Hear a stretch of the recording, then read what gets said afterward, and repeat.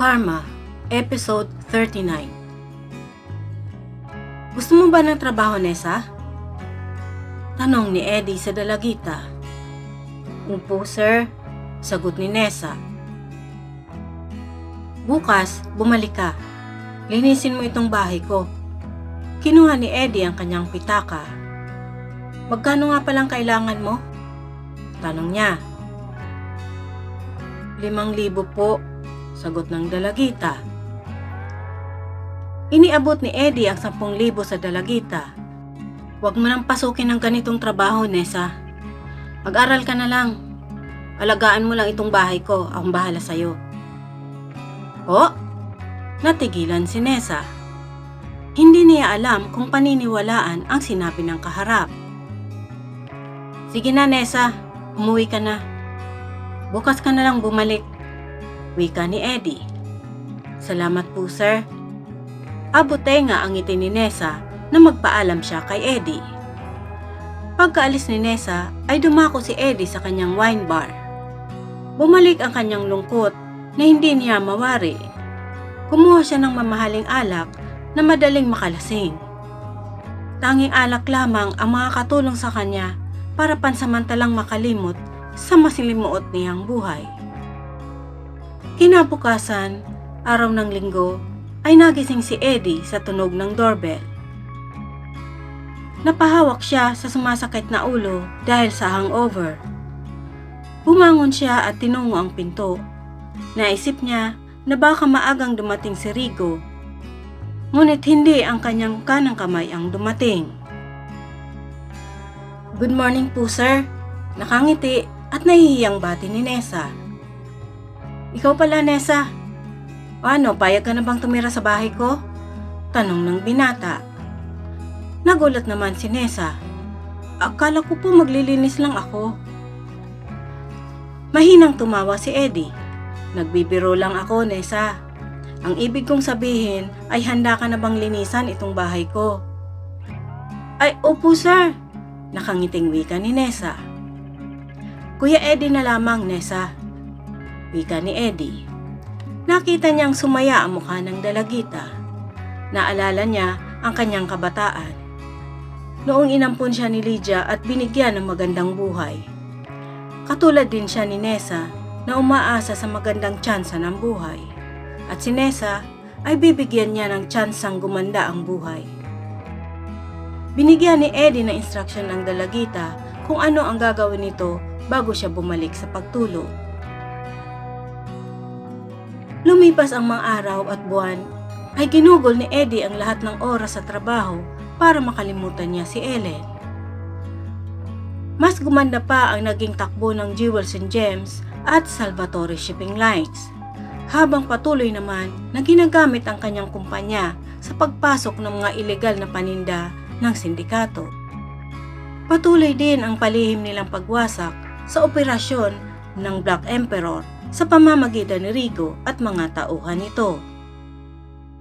Boss, baka kailangan palampasin muna natin ang ibang shipment. Baka makahalata na sila. Wika ni Rigo. Hindi lang ang kumpanya ko ang ginagamit nila para magpasok ng paninda, Rigo. Hindi tayo paghihinalaan ng kampo ni Black Emperor dahil hindi naman shipment ng jug ang titirahin nyo. Basta planuhin mo lang na mabuti.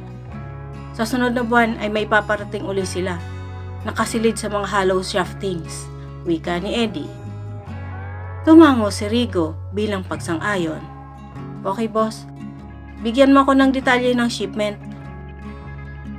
Doon natin pag-usapan yan sa Casa Salvatore para ligtas tayo sa mga alat, wika ni Eddie. Kaya nga ako, boss. Pinayagan ko na lang ang misis ko at mga anak ko na mag-immigrant sa US. Napapailing na wika ni Rigo. Tinapik-tapik ni Eddie ang balikat ni Rigo. Nauunawaan ni Eddie si Rigo kung bakit pinoprotektahan nito ang sariling pamilya. Siya ay walang pamilya at walang inaalala, pero matagal na siyang inuusig ng kanyang konsensya. Walang kwenta ang buhay niya kung tutuusin.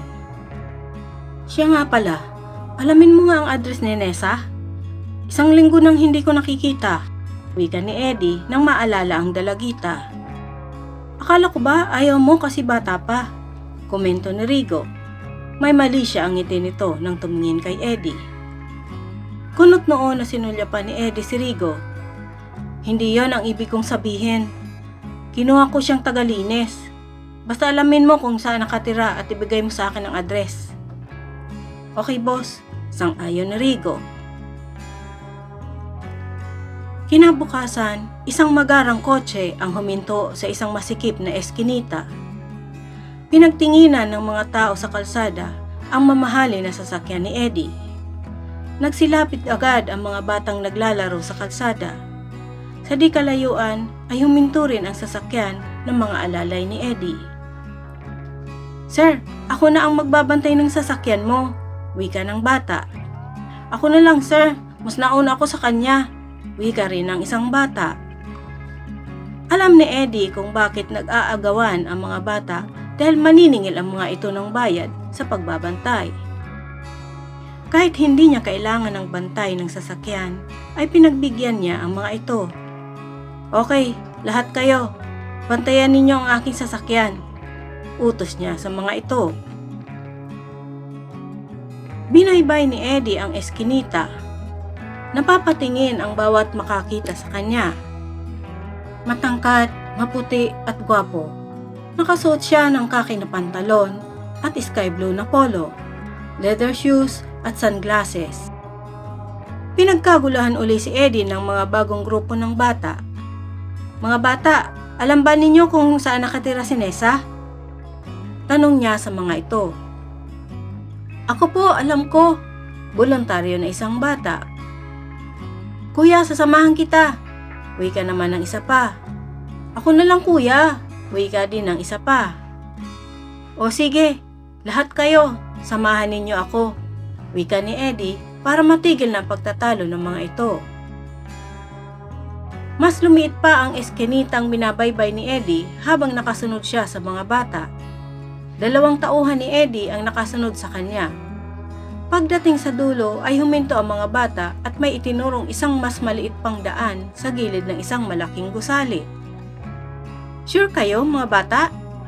Diyan nakatira si Nessa? Tanong ni Eddie.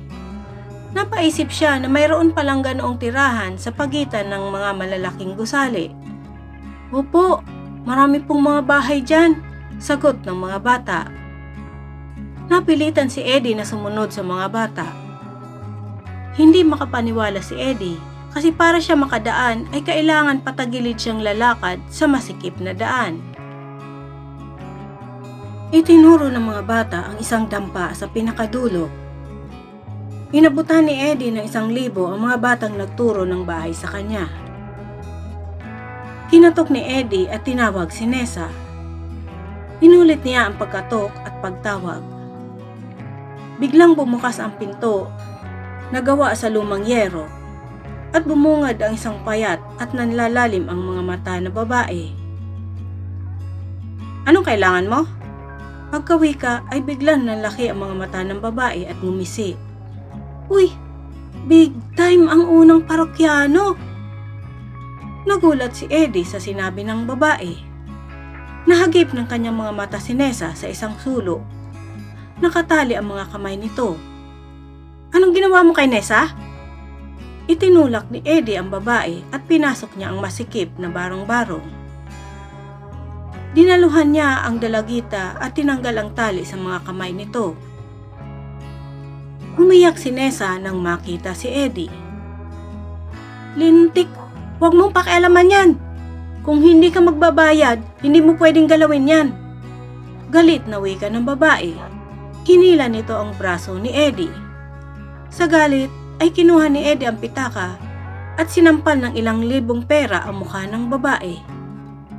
Pwede kitang pakulong sa ginawa mo kay Nessa. Galit niyang wika. Inakay ni Eddie ang dalagita palabas ng bahay. Huwag kang susunod, babala niya doon sa babae. Walang kibo si Nessa habang akay sa kamay ni Eddie. Nalilito siya sa mga nangyayari. Pagdating sa sasakyan ni Eddie ay pinapasok ng binata si Nessa. Saka binigyan ng 1,000 ang mga batang nagbantay ng kanyang sasakyan. Habang nagmamaneho ay kinausap niya ang dalagita. Anong ginawa sa'yo ng babaeng yun? Itinali niya po ako nung tumanggi ako sa gusto niya. Wala na po kasi siyang pambili ng bisyo niya at natalo siya sa sugal kaya gusto niya uli akong ibenta. Malungkot na sagot ng dalagita. Walang hiya pala siya. Hindi ka na babalik sa lugar na yon. Galit na wika ni Eddie. Napalunok siya. Hindi man sabihin ni Nessa ay nahuhulaan na niya kung anong bisyo mayroon ang tiyahin ng dalagita. Ang isang uri ng bisyo na may partisipasyon ang kanyang kumpanya para makapasok ito sa bansa. Sir, ang akala ko sa iyo ako binenta ng tiyahin ko kaya ka naroon. May himig ng pagtataka ang wika ni Nessa. Hindi, hinahanap kita dahil nagtaka ako nang hindi ka na pumupunta para maglinis ng bahay. Wika ni Eddie. Naawa siya sa kalagayan ng dalagita. Naalala niya ang kanyang nakaraan kung paano pinaglaruan ni Viviana ang kanyang kabataan dahil wala pa siyang kamalayan. Paano makakaalpas sa kuko ng sindikato si Eddie? Ano ang plano niya kay Nessa?